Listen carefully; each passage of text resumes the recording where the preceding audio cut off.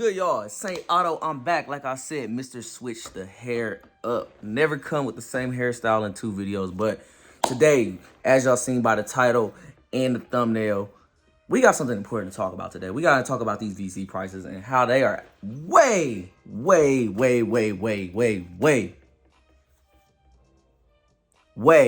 out of control.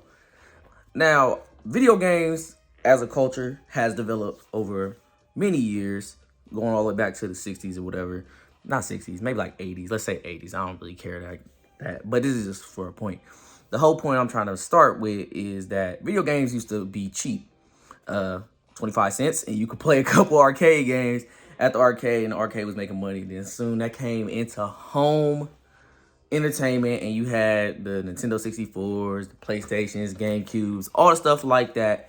And you used to just pay flat rate for games. But nowadays, you pay for the game plus the additional stuff that used to be included. And this brings us to the VC prices of 2K23.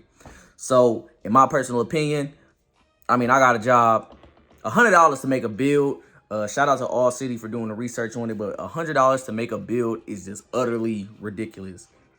Video games still to a point are for kids. I know a lot of adults play them now because it's been engraved into the culture, but it's for kids, bro. Like, imagine once I decide to have kids and I want to get them 2K, I gotta pay $100 for myself and for them. Like, come on now, that's just crazy. You shouldn't have to pay more than $100, and then $100 don't even max out your player at this point.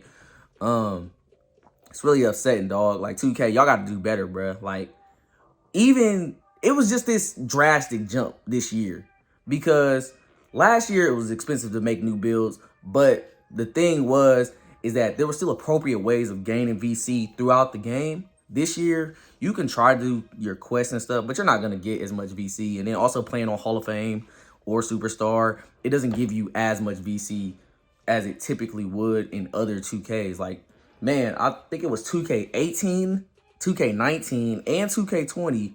They had like a check system. Like, you play a certain amount of games, and then your endorsements will give you extra check on the VC. Use that VC, and you could, run your player up. Even though those were also expensive too. And I'm going based off of a scale of like 2K16.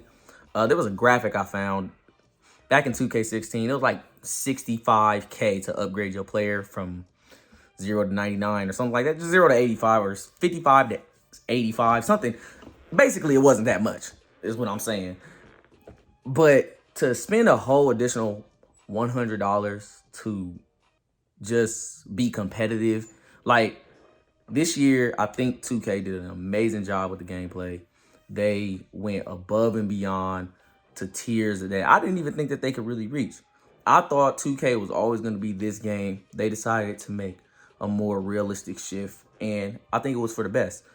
But unfortunately, that came at the cost of raising the prices of VC to astronomical proportions. I mean, like, we can just talk about it blatantly. The price of shoes, the price of clothing, like, these are digital clothes that go away every year just for y'all to release them again. I don't personally think that that's acceptable, bro. Like there needs to be some type of internal ecosystem where your clothes transfer, or y'all need to do something else, because I'm not motivated to, like, bruh, I've been playing with the same shoes, like, legit. That's what 2K comes down to when it comes to clothes. And I only play the rec, so the only cosmetic that I can actually change is my shoes.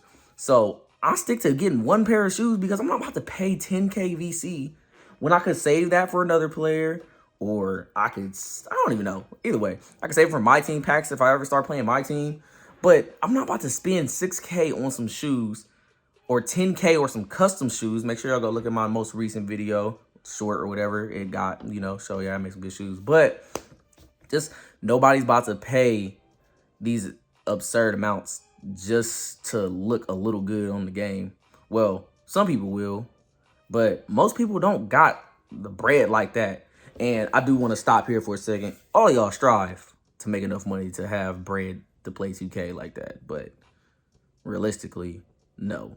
I really want to say don't give these money. I'm invested into the company, and I'm out here complaining. Like, I got stocks in Take-Two. Like, I want the company to do good, but at the same time, I don't think that this is the route. So, you know, with the stock price, I know y'all going up because 2K just came out. But, you know, that little kid just got y'all good. The 17-year-old just hacked y'all. Like, I wish he would have dropped the VC prices while he was at it. Y'all had to, you feel me? Take-Two had to get him. They had to get him up out of there. But, you know, all in all, that to say that, you know, this drop the VC prices, 2K. Leave a comment down below if y'all think 2K should drop down the VC prices. If we're being realistic on how much they should drop it down to, I would probably say the 2K21 prices was perfect. It was expensive, but not too much. Like, you know, $50, that could get you somewhere. You could do something with it. You can make one player and be okay. 2K22 is a little too much, and 2K3 is just totally absurd. But it has been Saint Otto, y'all. And Mr. Switch Your Hair Up is gone. STR brand, drink some water.